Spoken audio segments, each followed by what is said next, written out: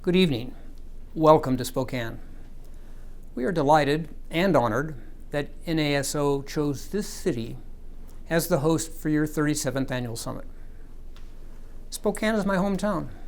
I was born here, and throughout a career of service to our nation outside the country, I have maintained that connection. This is where I've always voted, and it is where I am settling down. Spokane is a big sports town. We have our Zags, of course, women and men. We also have the Eastern Washington University Eagles, who were in the 2019 FCS championship game with an overall record of 12-3. The community colleges of Spokane women's volleyball team won the Northwest Athletic Conference Championship with a perfect 40-0 record.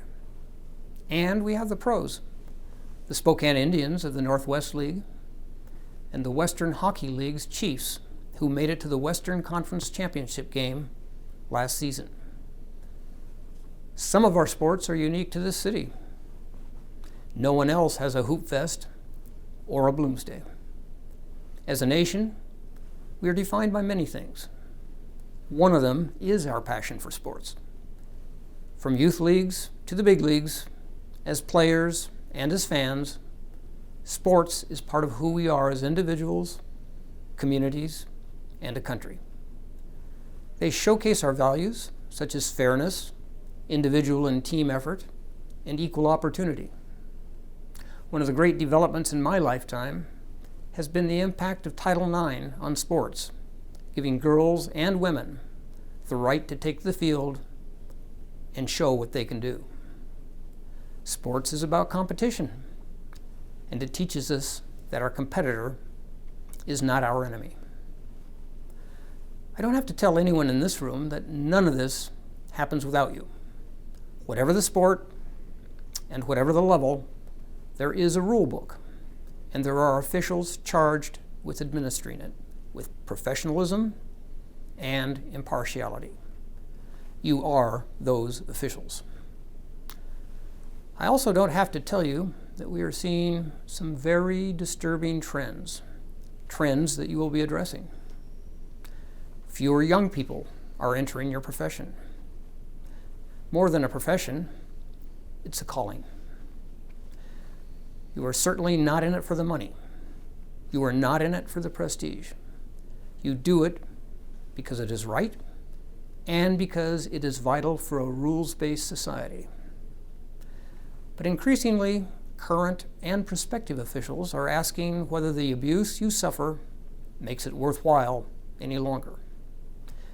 My answer is an emphatic yes.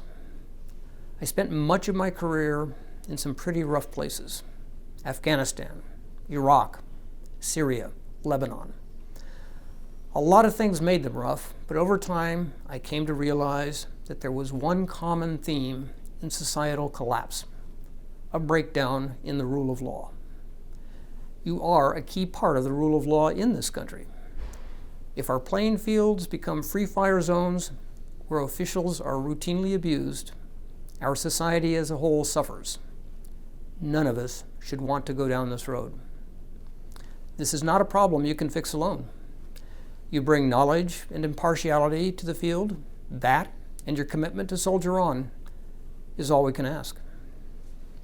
Perhaps some of you have listened to the Michael Lewis podcast, Against the Rules. Among other things, it features managers who spit on umpires and then defy a suspension. This is a problem in society, not in sports, and society must fix it. PTAs and school administrations should be seized of it. In professional sports, owners and coaches need to commit to being part of the solution rather than the problem. And the fans, all of us, need to take a deep breath and realize that sports officials are the ones who make the difference between a sporting event and mayhem. So you have serious work to do here. But in keeping with your calling, be sure to have a little fun in Spokane too. And it is in that spirit I tell you that while I would love to be with you in person tonight, the Indians are at home against Vancouver.